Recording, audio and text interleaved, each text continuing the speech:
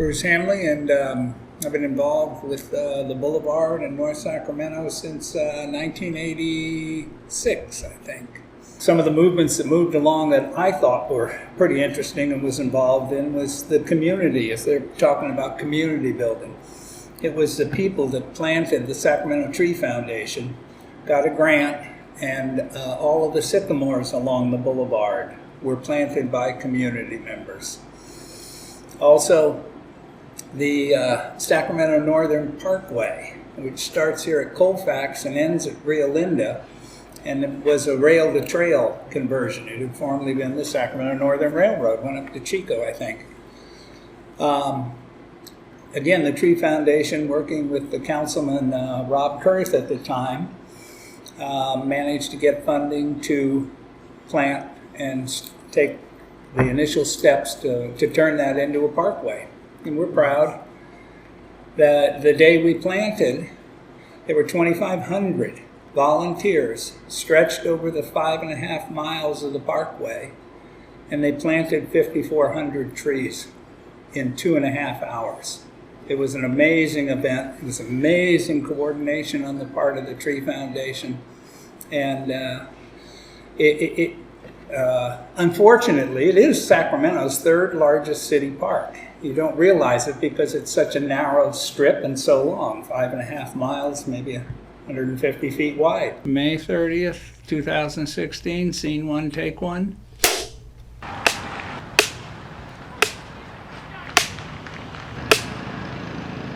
Bang! You don't like that one? Bang! Go ahead, Bruce, and then I'll introduce myself. Okay. My name is Bruce Handley. I'm the producer of a documentary that we're making here called Just One Tree. We've been at it for 10 months, and it's a story of Sacramento's urban forest from the 1840s till 2153, I think, is when we're quitting. Anyway, around the gold rush time, when people were migrating here to California, a lot of cattle came, had to feed the miners, sheep came. And the bunch grasses that were normally throughout the valley here were replaced with annual European ryegrass, typically.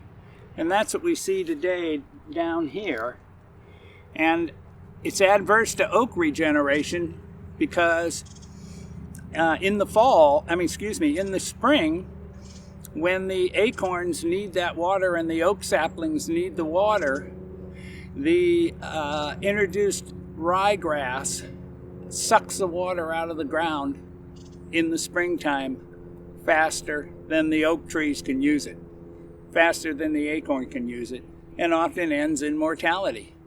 So natural regenerations of the oak acorns just falling from the trees or being delivered by birds is not a restoration protocol. It simply works on too small of a level to do what we have to do. Getting rid of introduced European annual grasses and replacing them with bunch grasses is not an easy task. Spent a lot of my life looking at habitat restoration, particularly of the valley oak areas, and it seems like the costs of doing restoration have been driven so high using the structure that we do now through mitigation and the cost of environmental consultants and implementation, that it's impossible to restore the amount of habitat in Sacramento County that we need to restore at a cost-effective manner. About 25 years ago, Austin Carroll came out here and talked with Ray Trethewey of the Sacramento Tree Foundation. He said, "I think I know how to do this in a cost-effective manner." And they took this parcel of land that we're on today, and they scattered thousands and thousands of acorns, and then covered this acreage, which I'm not sure of the acreage, but I'd say somewhere between 10 and 15 acres, in a real high depth of wood chips. And over the years, without any further attention, you end up with this beautiful forest here that probably has a density approximating 160 trees per acre. Pretty similar to what you would find here normally. So my hat's off to Austin Carroll for all he did for this, and I hope he can be a leader into the future, because We definitely need to drive down the cost of restoration, or it's not going to happen on a scale that's going to provide benefits for the county and the residents of Sacramento.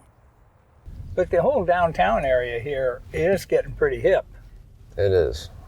And I kind of like that, but I'm really troubled by the fact that land is so expensive now and competition for land.